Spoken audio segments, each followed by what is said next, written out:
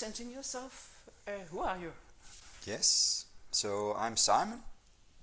I'm working for Novo Nordisk.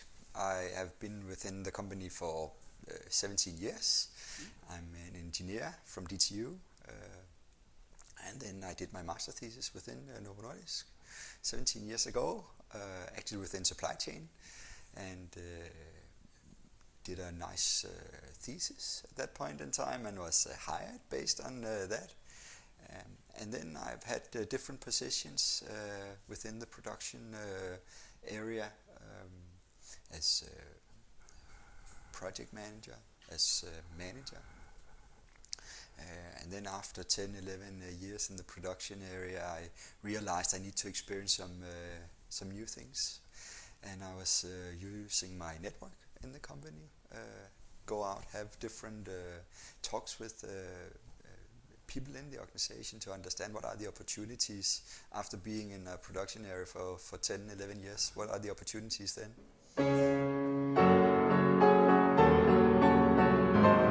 So you created your own next step within the company? Yes, within Novo yes, Nordisk, yes. by reaching out to Yes. whoever you could have a... I think, that's key, right? You take responsibility of your own career and your own personal development, so you cannot leave that up to others.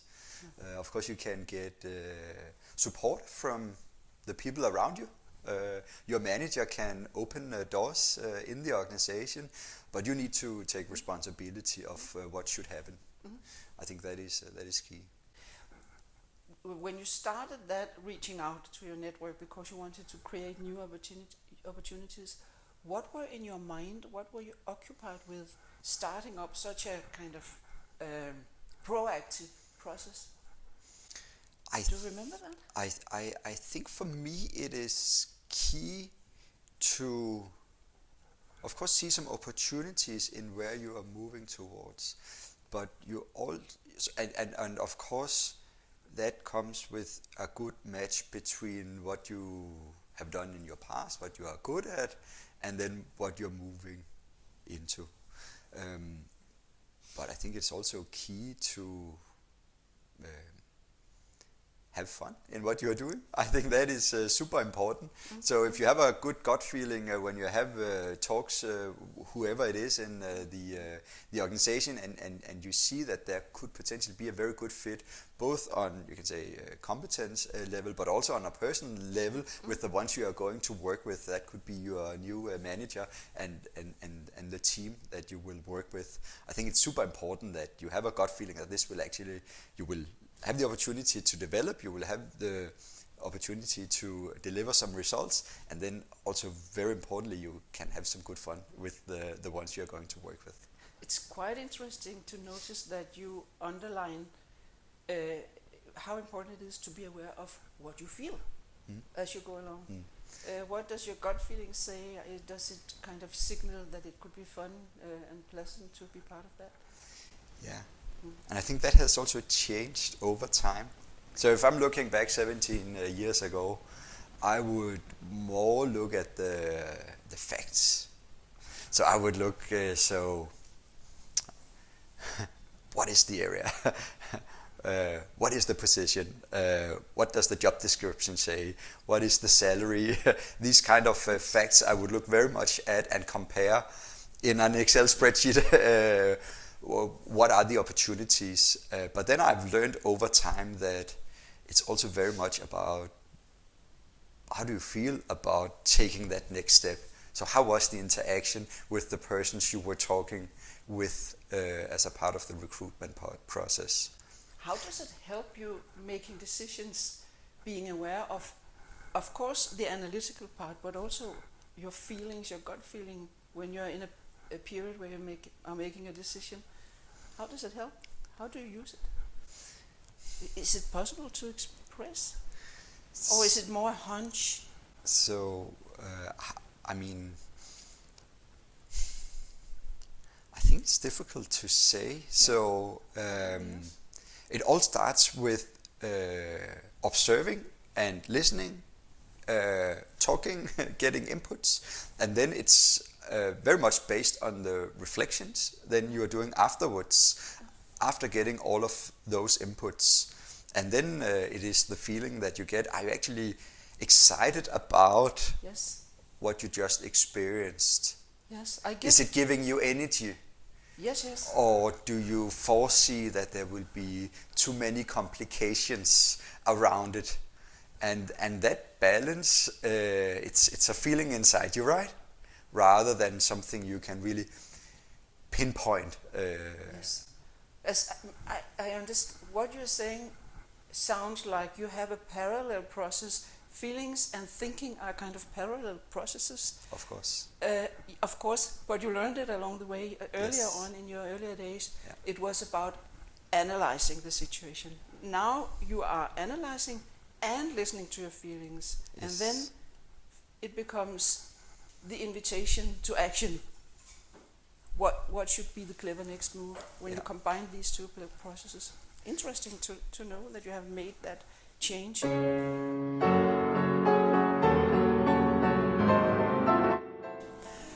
About leadership. When you think about leadership these days, what is the most important perspective thinking about leadership? What is relevant? I think you need to be yourself when you are a leader. I think that's the most important thing. So don't try to pretend being something. Try to, feel what is right for you. And don't try to put on another jacket or another hat in the situations that you are facing as a leader. It's super important to be yourself. Be authentic. In order to what? What does it create when you are authentic? I think you stay in balance. You stay in balance with your feelings. You can be open and honest about yourself towards the ones you are leading, towards everyone in the organization. And I think that is just giving you more capacity, that you don't need to reflect which situation am I in now. Now I need to put on a special hat. No, you are simply just yourself. I think that's the most important thing, and that's actually not only if you're a leader. It's being a human. It's being a human. Yeah. You need to be authentic. So I think that is the most important thing.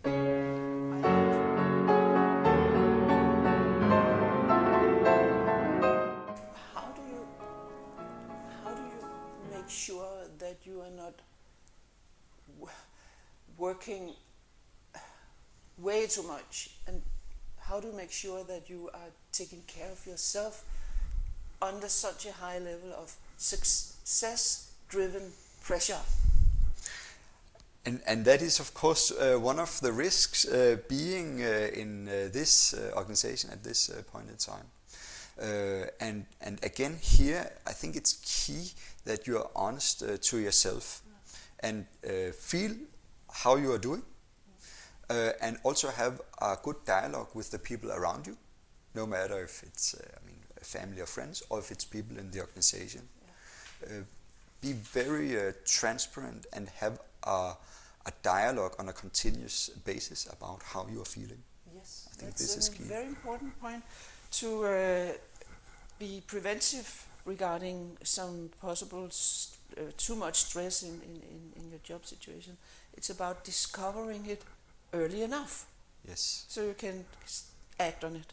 And you will only discover it if you have a good dialogue around it. Yeah. And open and honest dialogue with your, you can say, colleagues and people in the organization. What do you need from that dialogue when there is a heavy work pressure in all of you?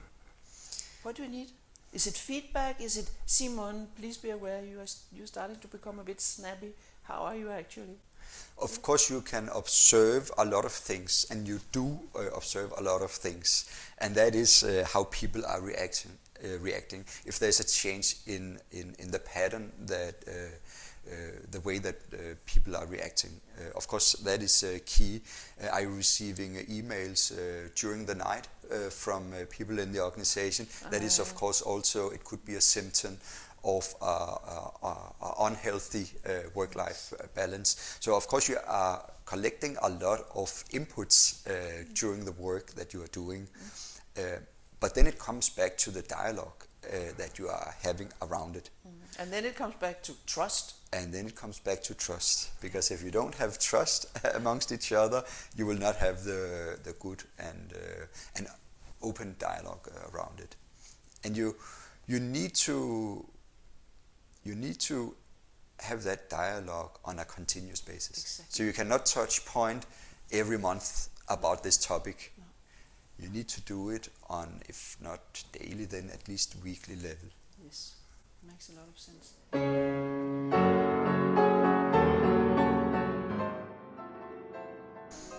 Simon, Yes. I guess in those years you must have had a lot of changes in position. And can you speak about how you navigated those changes and how you led your careers in that sense? So there are a lot of challenges. That's a part of working in Novo Nordisk. But that is also what is making it super exciting. So whenever you see a challenge, no matter if it's small or big, you should also see that as an opportunity to develop yourself. So you can look at a challenge or a problem and then say, oh no, not again. Why is this occurring all the time? Or you could say, this is a fantastic opportunity both to, of course, overcome the challenge, help the organization and the company, but it's also an opportunity to develop yourself. Interesting. And I guess that is something people can apply regardless of what organization they find themselves in. Yes, yes. See it as an opportunity to develop yourself. I think that is keep a mindset that this is actually great that we are facing a problem. Yeah. Thank you for the problem. It's an opportunity to become even better and also to develop yourself. And over all those years, you've developed a huge network within the company. And I'm wondering, how is it helping you today to have such a network of colleagues? Of course, it's a great advantage to know people across the organization. So whenever you're facing a challenge, you have the opportunity to reach out to your network and get good advices, inspiration on how to overcome the challenge. That is definitely a great advantage. And what is the role here in this of the personal bond? Because you could say, well, it is an organization, you can find people in the directory, call them up, and you have a nice culture. Yes. Where people will help one another. Yes. But how is personal bond or how is trust helping in that regard? It's based on our trust relationship. So if you don't trust people, you will not listen, and you will not even ask. And if someone reaches out and there's no trust, you might not respond, right? So of course it's based on a close and trustful relationship. That's for sure. Last question on that front. So does it mean that you dedicate time to nurture relationships as a leader? Is it something that is kind of an explicit focus, or is it just happening organically in the course of business? I think it's happening as a part of what you are doing, and you need to be aware that it is key to have good interactions with people around you, but I think it should come naturally from what you are doing.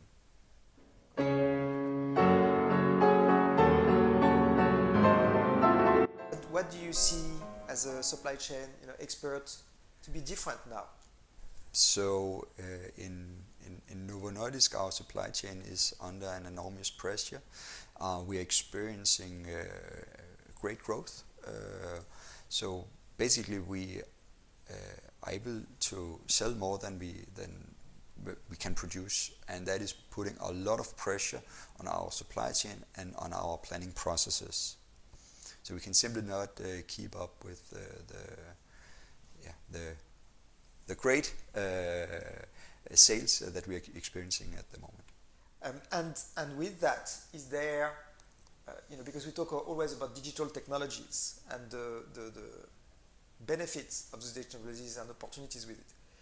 One thing I'm curious about, is there any way when you use those technologies to decouple the resources from the outcome?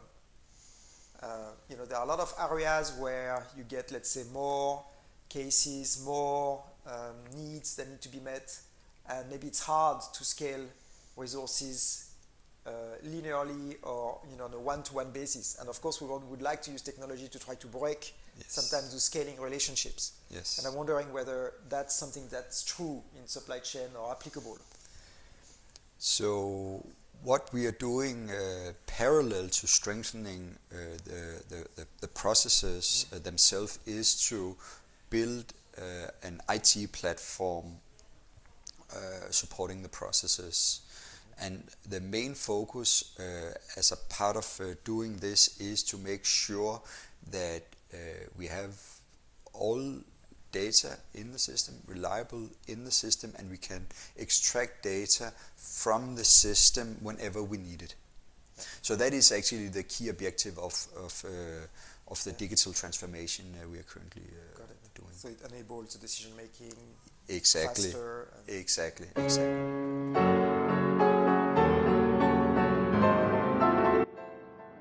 So you've led a lot of projects, and I'm wondering, are there any lessons, there are very well-known techniques for project management, but I'm wondering, are there any lessons that are more personal that you've learned along the way that you think would be interesting for young project managers to hear about?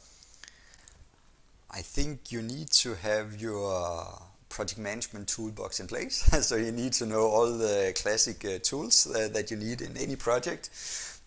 However, that is not the difficult part of executing a project. The difficult part is to make sure that you get people on board in your project.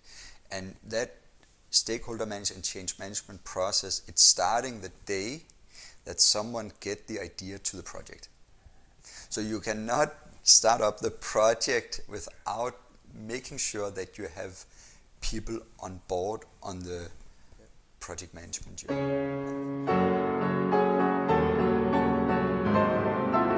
Berit, what have you noticed about Simon? I took some notes, and the key thing that comes across is how much he's aware of the importance of building, supporting, and also even enjoying relationships. You cannot create results without having good relationships. So that is totally on his mind. And it was fun to listen to him that it's something he has developed, as I understood, over the years, from being very analytical, rational, into being more aware of how do I react, how are other people reacting, and how should we cope with that. I think that's a key thing when he's talking. And then I think he's a clear communicator. He's both descriptive and reflective at the same time. He explains something he has noticed, and then he describes how it shows. So you get a lot of information while he's talking. So you get to know him quite quickly. So I also found him, when I was listening to him, quite transparent. And that is a strong, it's a strength when he's so much aware of how important relationships and building relationships are. He's transparent. Then he's value-driven, both professionally and also personally. And I think it came very much across that if there are discrepancies between his own values and professional values, other values, then he will be aware of it and work with it, because it won't work for him. Another key perspective in Simon is him being respectful. To his workplace, obviously, that was very clear. He is very much aware of creating results and creating processes towards results. It's respecting the company he's working in. And he's very respectful to his colleagues. He takes care. He wants to communicate. He is aware of others' needs constantly. That is showing respect. And the last thing, which is totally important, is he's also respectful to himself. He's taking himself seriously. Not kind of like a, in that sense serious, but listening to what is going on in his brain and in his mind, figuring out what do I need, what do I want. He mentioned the word fun several times. He wants it to be fun, and I think it's a clever move because he's also working very hard, as I understand. And while he's doing that, it should also be fun.